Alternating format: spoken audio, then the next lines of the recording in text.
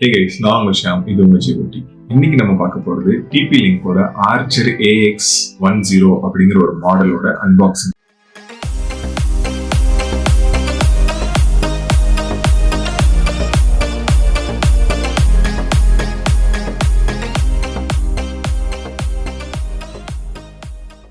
So இதான் இந்த box and இந்த பாக்ஸ்குள்ள என்ன இருக்கு அப்படிங்கறத ஒரு குயிக் அன்பாக்சிங் பார்த்துருங்க.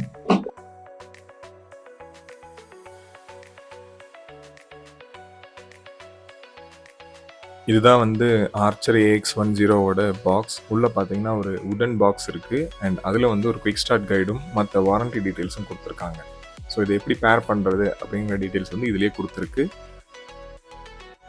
அடுத்து பார்த்தீங்கன்னா ஒரு 12 வோல்ட் 1 ஆம்ப்ஸ் அடாப்டர் இருக்குது. ஜென்ரலாக 0.5 இருக்கும். இதில் பார்த்தீங்கன்னா 1 ஆம்ப்ஸ் அடாப்டர் கொடுத்துருக்காங்க. அண்ட் இவ்வளோ தான் இந்த பாக்ஸில். அண்ட் ஆல்சோ வந்து ஒரு Cat 6e கேபிள் இருக்குது. அதை நீங்கள் யூஸ் பண்ணணும்னா பண்ணிக்கலாம். அண்ட் நெக்ஸ்ட் பார்த்தீங்கன்னா நம்மளோட ஆர்ச்சர் AX10 ஆண்டனாஸ் வந்து நல்லா இருக்குது, ஸ்டைலிஷாகவும் இருக்குது. எல்லாமே பர்ஃபெக்டாக பேக் பண்ணியிருக்காங்க. இப்போ நீங்கள் பார்த்தது Wi-Fi 6 ரவுட்டர். முதல்ல இந்த ப்ராடக்டோட டிஸ்கிரிப்ஷனை பற்றி பார்க்கறதுக்கு முன்னாடி Wi-Fi 6னா என்ன, Wi-Fi 5னா என்ன அப்படிங்கிறத பற்றி புரிஞ்சுப்போம். அண்ட் ஆல்மோஸ்ட் லைக் ஸ்பீடு வேரியேஷனை வச்சு நான் சொல்லிடுறேன், ஏன்னா ரொம்ப இன்டெப்த் டீட்டெயிலாக வந்து உங்களுக்கு போய் கன்ஃபியூஸ் பண்ண விரும்பல. Wi-Fiல பார்த்தீங்கன்னா Wi-Fi 3, 4, 5, 6 அப்படின்னு சொல்லிட்டு நிறைய கேட்டகரிஸ் இருக்கு. Wi-Fi 3 பார்த்தீங்கன்னா பழைய அந்த காப்பர் கேபிள்ல இருந்து வர இன்டர்நெட்ஸை வந்து Wi-Fi கன்வெர்ட் பண்ணி கொடுக்கும் இல்லைங்களா. 54 Mbps வந்து டவுன்லோட் ஸ்பீடே இருக்கும்.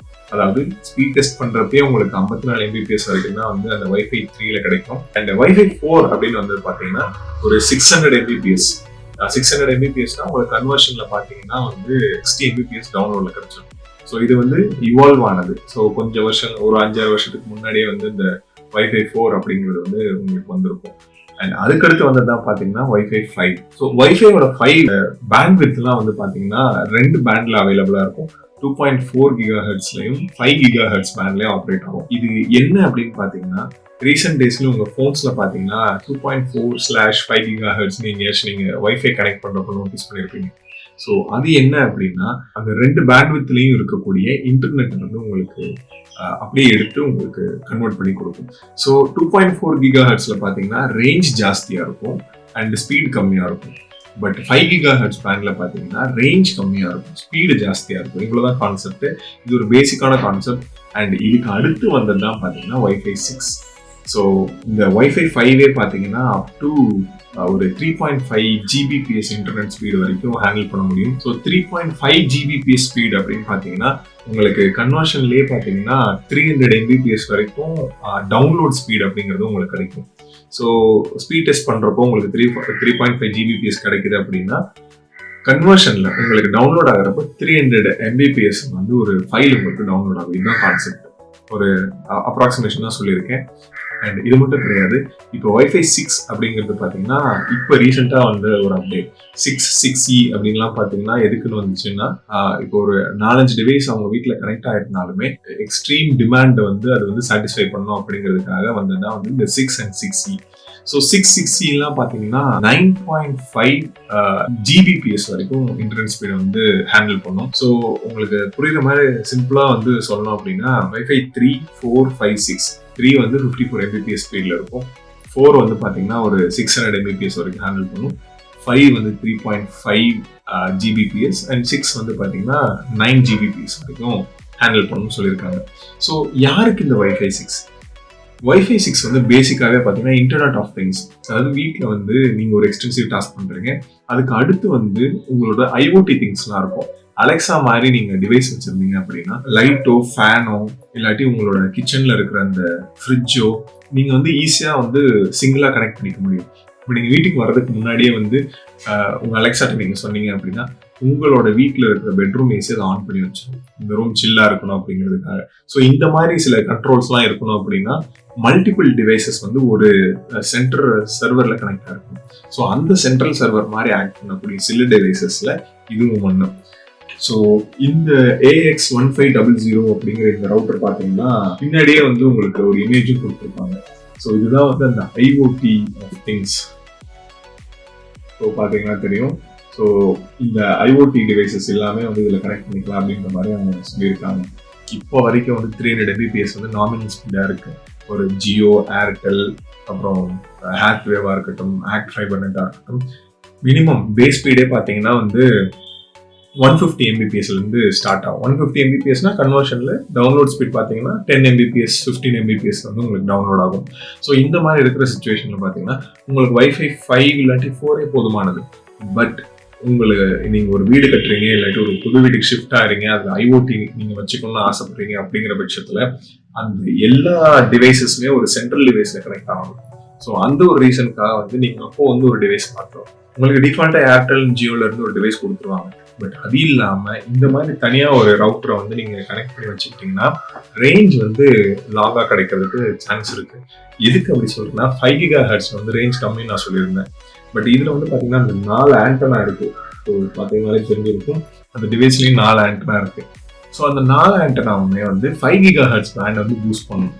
அப்படி 5 GHz பேண்டை பூஸ்ட் பண்ணுறதுனால உங்களுக்கு சீம்லெஸ்ஸாக வந்து இன்டர்நெட் கனெக்டிவிட்டி இருக்கும். இதுக்கு முன்னாடி வந்து நிறைய ரவுட்டர்ஸ்லாம் பார்த்தீங்கன்னா நார்மலாக ஒரு ரவுட்டர் இருக்கும். அண்ட் அதில் நீங்கள் வந்து இன்புட் கொடுத்தீங்க அப்படின்னா அதில் அவுட்புட் வைஃபையாவோ இல்லாட்டி லேண்ட்லையோ நீங்கள் எடுத்துக்க முடியும். பட் இதில் அப்படி கிடையாது. 1.5 GHz கோர் CPU ஒன்று இருக்கு.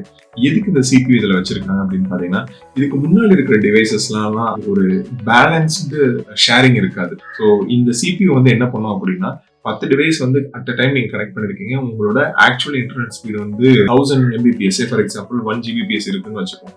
ஸோ அந்த 10 டிவைஸ்க்குமே வந்து ஈக்குவலாக 100 Mbps பிரித்து கொடுக்கும். ஸோ ஆப்வியஸாக உங்களுக்கு என்ன, ஒரு டிவைஸுக்கு 10 Mbps டவுன்லோட் ஸ்பீடே கிடைக்கும். கிளைண்ட்டை வந்து எவ்வளோ அந்த லிமிட் பண்ணி ஹேண்டில் பண்ண வைக்கிறதுங்கிறது இருக்கு இல்லைங்களா, அந்த ஹேண்ட்லிங் வந்து இந்த டிவைஸில் இருக்கும் அப்படின்னு சொல்லியிருக்கேன். மெயின் டிவைஸ்லேருந்து லேன் இன்புட் இந்த டிவைஸ்க்கு கொடுத்துட்டு டெத்தர் அப்படிங்கிற ஆப் மூலயமா வெறும் 4 ஸ்டெப்பில் வந்து இந்த டிவைஸை நீங்கள் கான்ஃபிகர் பண்ணிடலாம் ஈஸியாக. ஸோ எது மாஸ்டர் எது ஸ்லேவ் அப்படின்னு வந்து நீங்கள் ஈஸியாக வந்து அந்த ஆப்லேயே கான்ஃபிகர் பண்ணிட முடியும். இப்போ இருக்கிற எல்லா கேமர்ஸ்க்குமே முக்கியம் வந்து லேட்டன்சி இஷ்யூஸ். நீங்கள் என்ன கிளிக் பண்ணுறீங்க, அதுக்கு ரெஸ்பான்ஸ் டைம் என்ன அப்படிங்கிறத வந்து லேட்டன்சி. அந்த லேட்டன்சியை வந்து எவ்வளோக்கு எவ்வளோ மினிமைஸ் பண்ண முடியுமோ இது வந்து மினிமைஸ் பண்ணி கொடுத்துரும் அப்படின்னு சொல்லியிருக்காங்க. இப்போ நாங்கள் யூஸ் பண்ண வரைக்கும் பார்த்தீங்கன்னா லேட்டன்சி வந்து 7 to 9 ms இருந்துச்சு. ஸோ ஒரு கேமாக இருக்கட்டும், ஒரு ஆன்லைனில் நீங்கள் ஸ்ட்ரீம் பண்ணுறதா இருக்கட்டும், அந்த லேட்டன்சி வந்து ரொம்ப இருக்காமல் இது பார்த்துக்கும். ஏன் அப்படின்னா இது ஆல்ரெடி இருக்கிற இன்டர்நெட் வந்து எக்ஸிஸ்டிங் இன்டர்நெட்டை வந்து 1500 Mbps வரைக்கும் இது கொடுக்க முடிகிற கெப்பாசிட்டி இருக்கிறதுனால அந்த CPU வந்து என்ன பண்ணும் அப்படின்னா உங்களோட ரெஸ்பான்ஸ் டைமை வந்து கம்மியாக வச்சுக்க ட்ரை பண்ணுது. அண்ட் ஆல்சோ வந்து ஒரு வைஃபை 6ல வந்து பார்த்தீங்கன்னா ஆப்ரேட்டிங் அந்த பேண்ட்ஸ் சொன்னால் ஒரு 12 த்ரெட் இருக்குன்னு சொல்லுவாங்க. ஒரு பேண்டில் பார்த்தீங்கன்னா நிறைய த்ரெட் இருக்கும். அதை வச்சு தான் வந்து ஸ்பீட் எவ்வளோ கிடைக்குது அப்படிங்கிறத டிஃபைன் பண்ண முடியும். வைஃபை 5ல பார்த்தீங்கன்னா 2.4 GHz இல்லாட்டி 5 GHz பேண்டில் வந்து 8 த்ரெட் தான் இருக்கும். ஸோ வந்து ஸ்பீடு கம்மியாக இருக்கும். பட் வைஃபை 6ல அப்படி கிடையாது. இவ்வளவு ஸ்பேஸில் வந்து 12 த்ரெட் இருக்குன்னு வச்சுக்கோங்களேன். ஸோ அவ்வளோ டேட்டா வந்து அந்த ஸ்பேஸில் டிரான்ஸ்ஃபர் ஆகுது அப்படிங்கிற கணக்கு. பட் ஆக்சுவலாக வைஃபை 6ன்னு எடுத்துக்கிட்டிங்கனாலே ஒரு மேக்ஸிமம் ஒரு நெட் கியரோ இல்லாட்டி ஒரு கேமிங் ரவுட்டர் எடுத்துக்கிட்டிங்கன்னா 6 Gbps சப்போர்ட் இருக்குது. அதாவது வைஃபை 6 இருக்கு இல்லைங்களா, 9.5 Gbps வரைக்கும் சப்போர்ட் இருக்கும். அந்த 9.5 Gbps வரைக்கும் இப்போ வரை யாருமே இன்டர்நெட் கொடுக்கல நமக்கு. ஸோ ஃபியூச்சரில் வரலாம், மேபி பாசிபிள்ஸ் இருக்கு. பட் ஸ்டில் அதில் வந்து கன்வெர்ட் பண்ணி செக் பண்ணதே பார்த்தீங்கன்னா வெறும் 600, அதாவது 6.5 Gbps வரைக்கும் இன்டர்நெட் ஸ்பீட்ஸ் வந்து வைஃபைல கிடைக்குது அப்படின்னு கண்டுபிடிச்சிருக்காங்க. ஸோ வந்து பார்த்தீங்கன்னா அதாவது நம்ம இப்போ யூஸ் பண்ணிட்டு இருக்கிறது வெறும் 4 or 5 தான் யூஸ் பண்ணிட்டு இருக்கோம். 6E போயிட்டாங்க. லாஸ்ட் நம்மளோட வீடியோவில் பார்த்தீங்கன்னா ஒரு லேப்டாப் அன்பாக்ஸ் பண்ணியிருக்கோம். அதில் வந்து வைஃபை 6 சப்போர்ட் இருக்குது. ஸோ ஏன் வைஃபை 6 சப்போர்ட் இருக்கிறப்ப நம்ம அதை ட்ரை பண்ணி பார்க்கக்கூடாது அப்படின்னு சொல்லி தான் இதை வாங்கி ட்ரை பண்ணோம். அண்ட் இதை வாங்குறப்போ தான் வந்து இந்த வைஃபை 5, 6, 4ல வந்து இவ்வளோ விஷயம் இருக்குன்னு எனக்கு தெரிய வந்துச்சு. ஸோ அவ்வளோதான் இந்த வீடியோக்கு. தேங்க்ஸ் ஃபார் வாட்சிங் அண்ட் கீப் சப்போர்ட்டிங்.